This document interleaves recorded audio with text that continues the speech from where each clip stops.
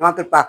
Siya ang bakakon sukad pa sa sinugdanan. Kay bakak man ang iyang istorya. Naibalo na daan sa yawa kung asay witness. Oo, gawa na.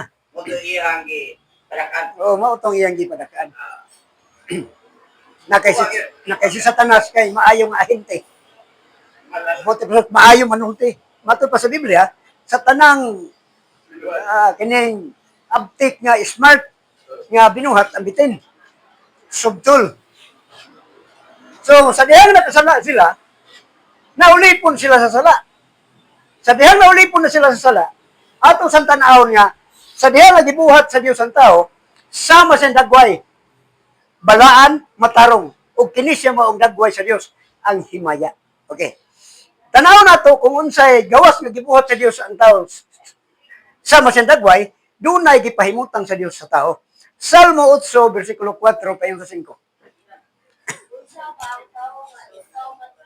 Nagdanong man kaniya, o ang anak sa tao nga ikaw nagbuaw man kaniya, kay gibuhat mo siya nga ubos lamang sa diutay, kaysa mga manurista, o ipurungan mo siya upan sa himaya sa dungog. Okay.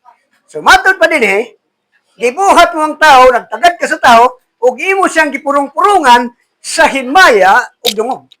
So, ang tao, gawas nga gibuhat sa Dios sama siyang dagway, balaan ug matarong, gipurong-purungan pa Dios sa himaya.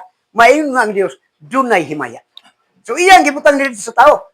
Apan sa dihang ang tao nakasala, kay gilapas ang sugo, mao niyang nahitabo. Roma 3:23.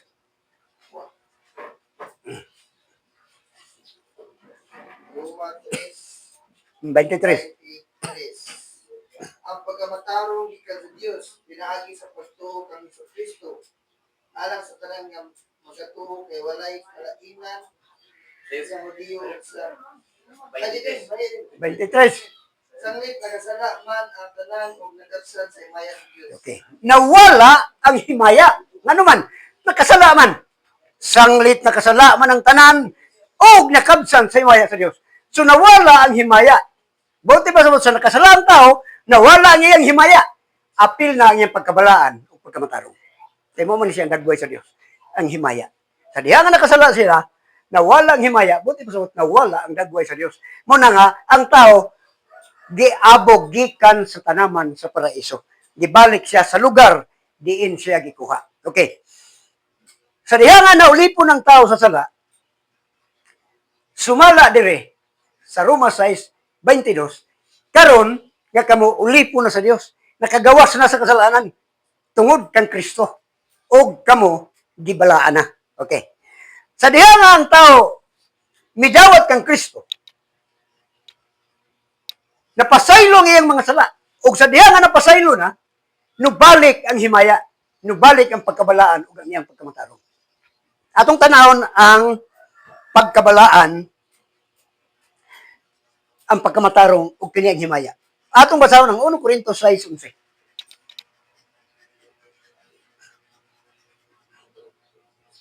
Si Alma, o ikaw na lang, yang.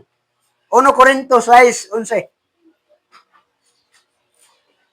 Kang Alma ang tuod ni.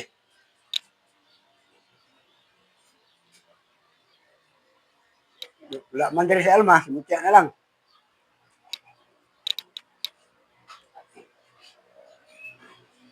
Kadtong Bible may basa ka na.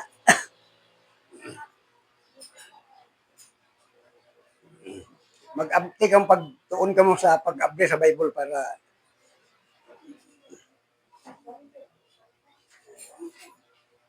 tanapit. 1 Corinto, unahan sa Roma.